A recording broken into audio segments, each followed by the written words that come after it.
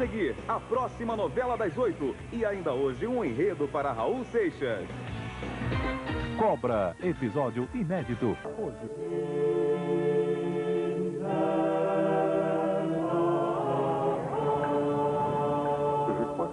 Creio que nossa sociedade está à procura do sagrado. Há quem o encontre nesse novo vigor das religiões. Há outros que tentam achá-lo em algo, como uma espécie de substituto do que poderia ser a esperança das pessoas, que eu estudo. As artes, por exemplo. É uma sorte de substituto de que pouvait être l'espoir des gens que j'étudie. Je pense aux arts. Je pense que le musée, dans une certaine mesure... De certo modo, penso que o museu desempenha um pouco desse papel de catedral. Guardadas as devidas proporções, acho que o Centro Pompidou representa parte do papel desempenhado por Notre Dame no século XII, quer dizer, a Casa do Povo, ao mesmo tempo que é um lugar no qual nós nos encontramos diante de coisas tão belas que elas nos arrebatam.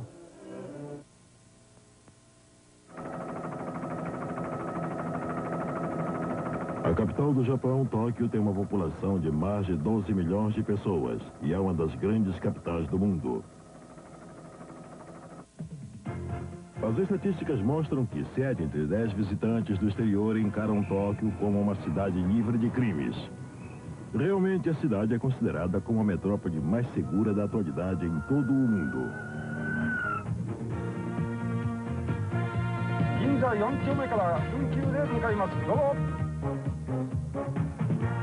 A responsabilidade pela garantia da segurança de seus habitantes é do Departamento de Polícia Metropolitana.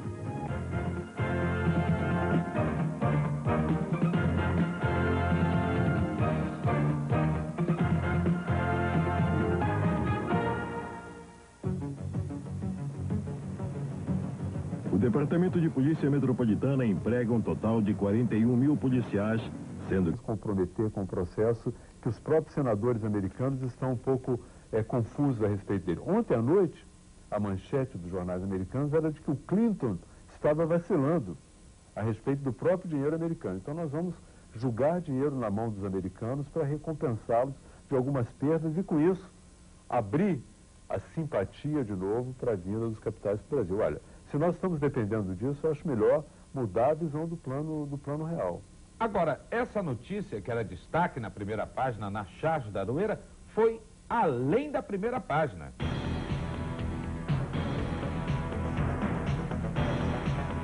Doutora Goretti, o Brasil entra em pacote de ajuda ao México. $1 bilhão reunido junto com Argentina, Chile e Colômbia para ajudar o vizinho a superar a crise. Não disseram tanto que o plano de estabilização econômica não tinha nada a ver com o do México, da Argentina e do Chile? Por que agora tem? Eles agora estão vinculando, dizendo que existe o nosso plano de estabilização, igual, que seria igual ao plano da Argentina, ele tem um problema de âncora cambial. Então eles dizem que se o México quebrar, automaticamente o Brasil, em efeito cascata, e a Argentina quebram também. Eu não acredito em nada disso, eu acho que o Clinton está insistindo em que o Brasil e a Argentina doem esse dinheiro, que é uma doação espontânea, para que ele possa convencer o Congresso americano a, sim, doar $40 bilhões para recuperar o México, que na realidade é um problema americano e mexicano do problema do acordo NAFTA. Só isso. É um dinheiro que nós vamos dar para eles. Deputado Paulo Melo, deputado estadual no Rio de Janeiro, o senhor é do mesmo partido do presidente da República, o PSDB. Tem a impressão que o Fernando Henrique está numa situação delicadíssima, porque até o ex-ministro da Fazenda, Delfim Neto, já se pronunciou pelo caso. Ele disse que essa decisão é uma das maiores vergonhas da política econômica já praticada. Se eu, Delfim, tivesse feito um décimo disso, quando estava no governo, o presidente mandava me prender. E os economistas que hoje estão no poder aplaudiriam. Diz Delfim Neto, que ocupou o Ministério da Fazenda entre 1969 e 74 e do Planejamento entre 79 e 84. O nosso amigo Gabeira já falava que o presidente Fernando Henrique está extremamente irritado. O Congresso americano relutante quanto à autorização da ajuda ao fracasso mexicano, que, em consequência disso, está traz também o fracasso do acordo do NAFTA. Eu acho que o Brasil tem grandes problemas internos para resolver. Nós temos o problema da saúde, nós precisamos recuperar a capacidade do nosso povo em ter comida na sua mesa. A questão mexicana, os Estados Unidos pode resolver. E eu acho que o presidente do Brasil, o presidente Fernando Henrique Cardoso, do PSDB, tem hoje problemas internos muito mais relevantes do que a questão do fracasso de uma política que foi capitaneada desde o seu começo pelos homens poderosos de Washington. Completando só o que o professor Delfim falou, ele até fez uma gracinha dizendo o seguinte: doar 300 milhões de dólares ao México é a mesma coisa que fechar um hospital brasileiro onde você possa ajudar aidéticos, né, e pagar psiquiatras ao pessoal de Wall Street, que não sabe o que fez, que saiu errado. É uma doideira, né? Agora, Pedro Couto, afora tudo isso, a coluna de cartas ao leitor do jornal o Globo está praticamente destinada a um único tema: aumentos. E vem assim, olha: em 20 dias de governo, a única preocupação do presidente foi com aumentos e anistia. Ana Maria Baez, Rio de Janeiro. Se não há verba para pagar o aumento do salário mínimo de R$70, também não deveria existir para pagar o absurdo aumento dos parlamentares. Gustavo Migon, Petrópolis, Rio de Janeiro. Estarrecida, leio sobre o aumento do salário dos parlamentares. Rosângela Lacerda, Rio. Que decepção. Ana Lúcia Gomes, Rio de Janeiro. Foi lamentável o que se viu no Poder Legislativo. Newton Zamora, também do Rio. É muita cara de pau. Marcelo Luiz Carvalho.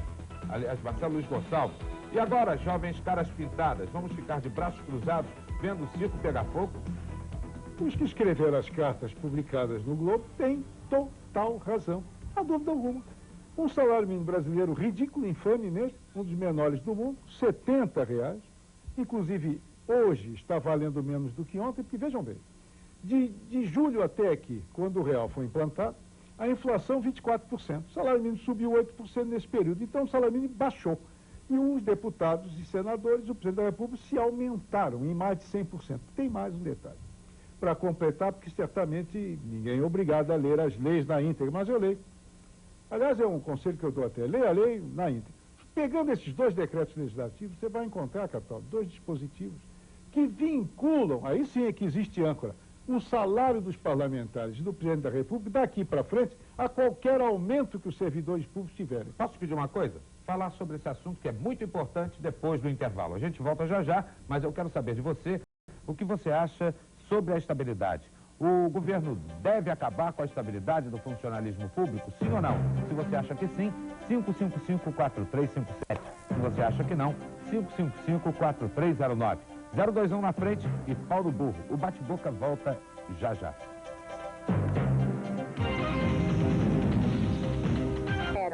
É uma espanholada aí em si. Então, os arranjos geométricos, são esses redondos, são aqueles que vão com a escadinha que mais para frente eu vou mostrar para você. Então, dessa forma, você tem mais um aproveitamento das coisas que nada. Exatamente, Cláudia. E olha aí, vamos dar um endereço daqui, então, você, minha amiga, que gosta de fazer arranjos em casa, que está aprendendo a fazer com a Leonor. Se você tiver alguma dúvida ou quiser saber como fazer algum tipo de arranjo, escreva aqui pra gente. Rua Granja Julieta 205, nosso CEP é 04721/060, Santo Amaro, São Paulo. E você do interior também já pode escrever pra gente. Em Araraquara, nossa caixa postal 251, o CEP 1401970. E se você quiser falar diretamente com a Leonor, qual é o telefone, Leonor? Olha, é 881-4011. 881-4011, São Paulo. Leonor, obrigada. Até.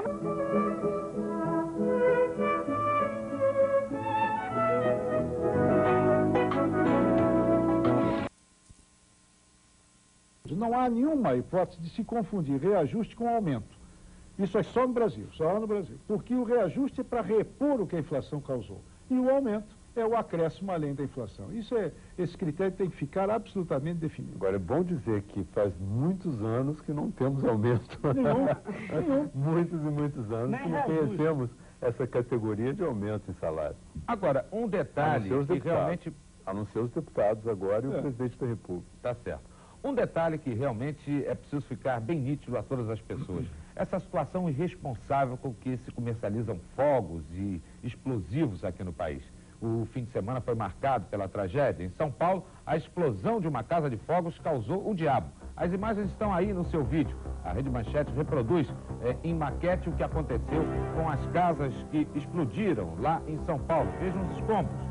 Em 1993, 11 pessoas morreram queimadas dentro de um ônibus da linha 233 aqui no Rio de Janeiro, da aviação Tijuquinha. Você se lembra? Porque um passageiro irresponsável entrou lá com explosivos e entrou como se fosse um passageiro normal. Em 91, um incêndio no Bazar Santa Bárbara, em Niterói, também no Rio de Janeiro, causou o diabo, matou 21 pessoas. Em 1978, em Duque de Caxias, Baixada Fluminense, também no Rio de Janeiro, 7 pessoas morreram e um prédio inteiro foi destruído. A explosão de um depósito clandestino de fogos matou 9 pessoas em 1990 em Sergipe.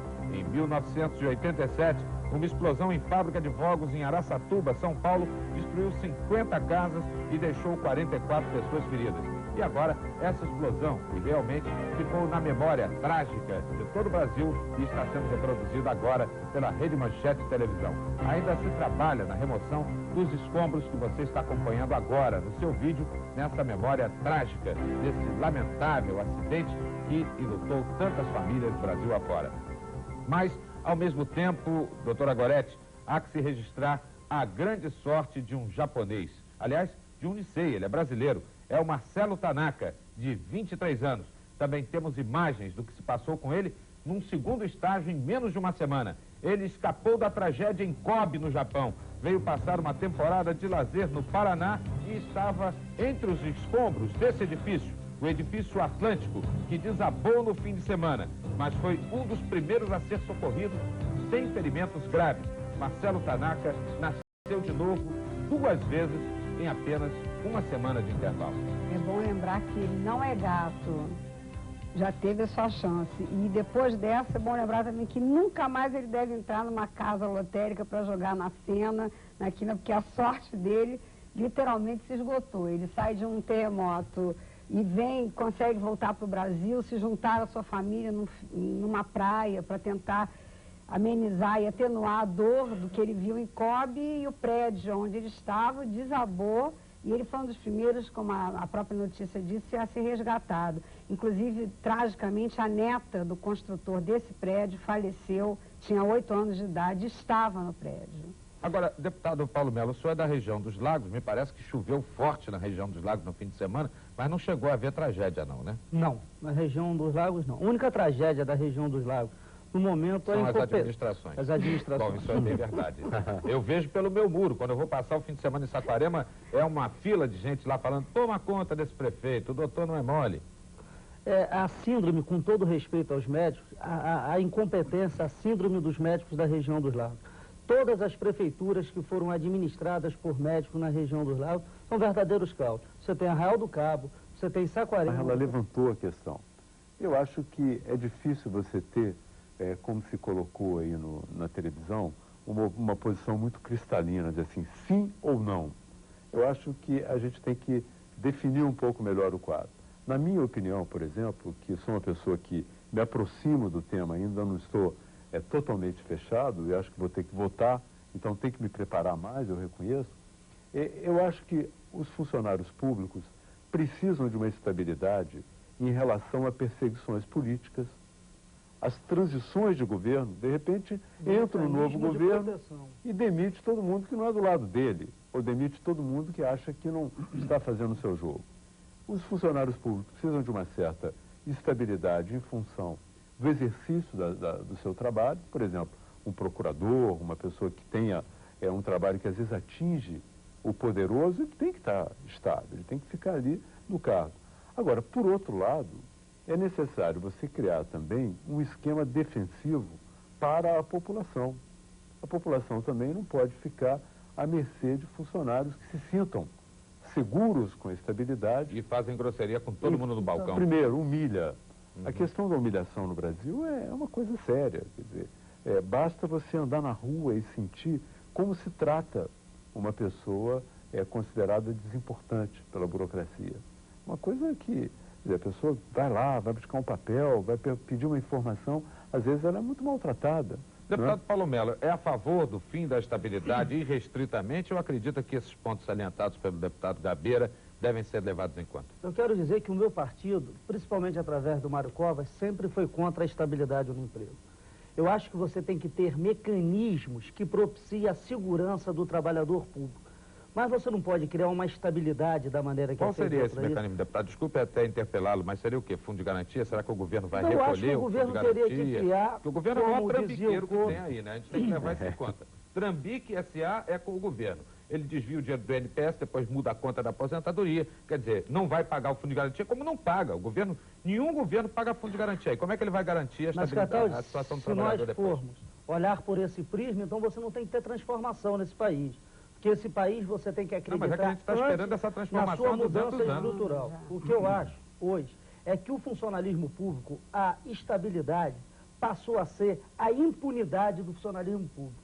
O Gabeira estava falando de como é tratado o cidadão comum, que é quem paga o salário ao funcionário público e que quando vai numa repartição, parece que ele é o bandido que está entrando dentro da casa da moralidade. Mas não pode ser mandado embora por justa causa? Não, é muito complicado. Existe, inclusive, esse dispositivo no do inquérito administrativo. Mas o inquérito administrativo é uma coisa terrível, longa, e eles mesmos se protegem, né? Entra o corporativismo. Então é dificílimo você conseguir botar um servidor para a rua. Vamos ouvir a nossa posição do Pedro Couto, que está também distante. Vamos ver um pouco.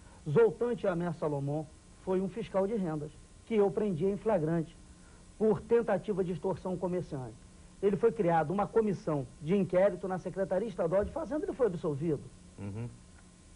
Tem que criar mecanismos, entendeu? Que obrigue o funcionário público a ter uma postura compatível com a esperança e com a perspectiva e transformação desse país. É igual à imunidade parlamentar. A imunidade parlamentar, que todos achavam que era um mecanismo que precavia o parlamentar de todas aquelas arbitrariedades, passou a ser um mecanismo de impunidade e um fator preponderante a todos os tipos de safadeza que os parlamentares fazem no Brasil. Pois olha, essa eu topo, hein?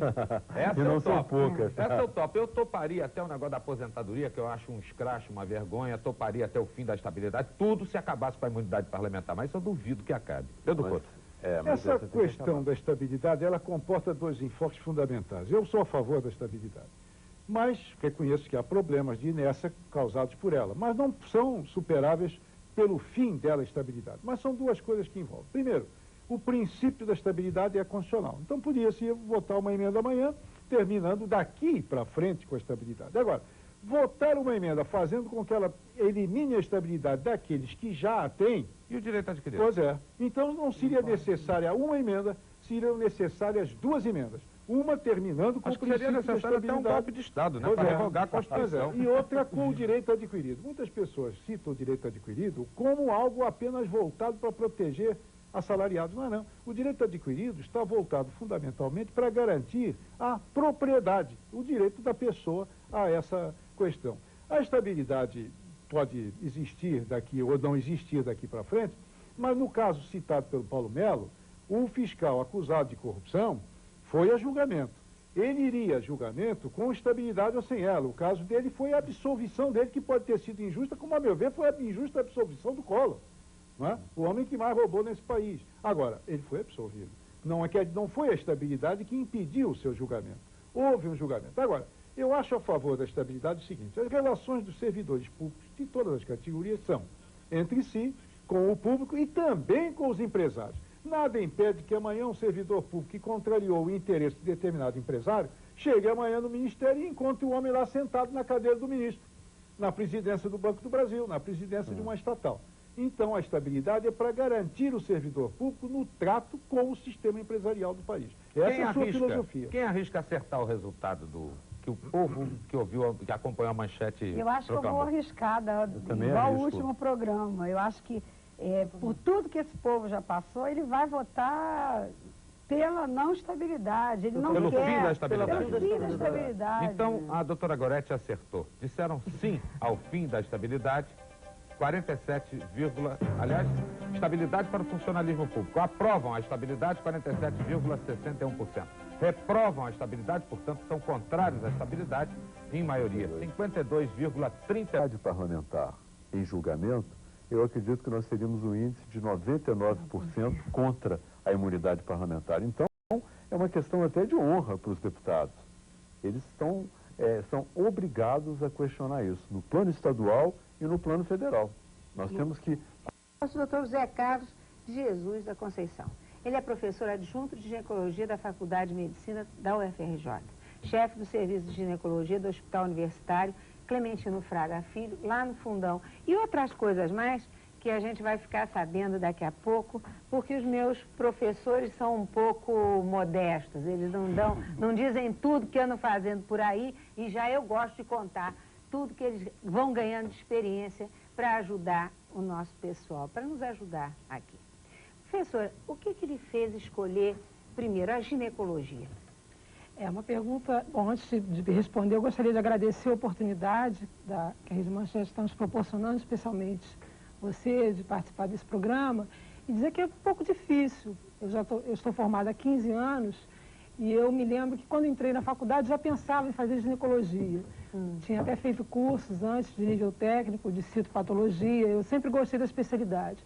E durante o curso médico, a única especialidade que me tentou um pouco foi a psiquiatria. Mas não o suficiente para me fazer trocar. Para mudar de ideia. Não. A psiquiatria não mexeu com a tua cabeça a esse ponto. Gostei muito, mas não cheguei a mudar. Mas acho que na minha especialidade, nós usamos muitos conhecimentos do curso de psiquiatria. Eu acho que poucas especialidades, como a ginecologia, são tão próximas do que se chamava antigamente do médico de família. É verdade. Eu acho que o ginecologista ocupou muito esse espaço do médico de família ao longo dos anos que a medicina sofreu esse extremo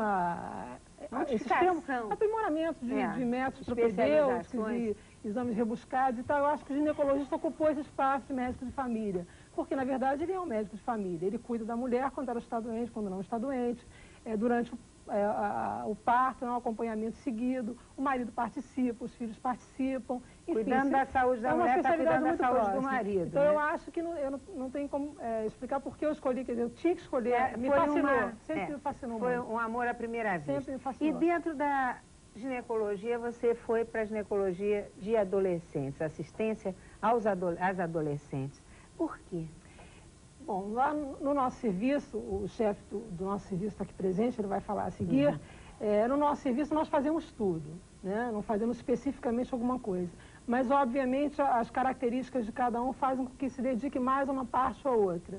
E eu, durante a minha tese de mestrado, já me dediquei a um assunto que me levou a ver muitos adolescentes.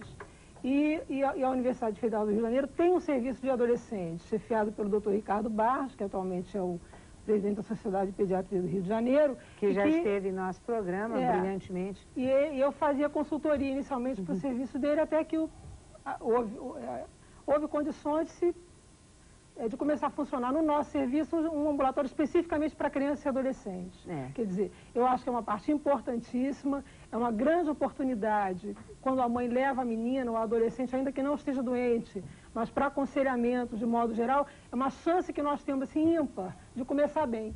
É verdade. E o senhor sente-se realizado com essa linha de tratamento de adolescentes? Quais são as restrições que as mães ou os pais fazem a levar a menina desde cedo a um acompanhamento de ginecologia? Bom, o tratamento, o início do acompanhamento da menina pelo ginecologista não precisa ser marcado por algum episódio especial. A menina, basta que haja alguma dúvida sobre o desenvolvimento, o processo de desenvolvimento, do amadurecimento da menina, tanto por parte dos pais quanto por parte da menina, já é motivo suficiente para que ela consulte o ginecologista e isso, inclusive, tira tensões e ansiedades tanto dos pais quanto da própria paciente. E isso, naturalmente, nós tratando de pacientes já nessa idade, tendo a oportunidade de fornecer informações importantes, isso evidentemente vai se refletir para o resto da sua vida em vários aspectos. Vai redundar em benefício para o futuro, não é verdade? Bom, nós estamos então pedindo ao Pedro Sanson que nos dê os nossos comerciais e voltamos já para saber com que idade se começa a levar a menina à ginecologia. Por favor.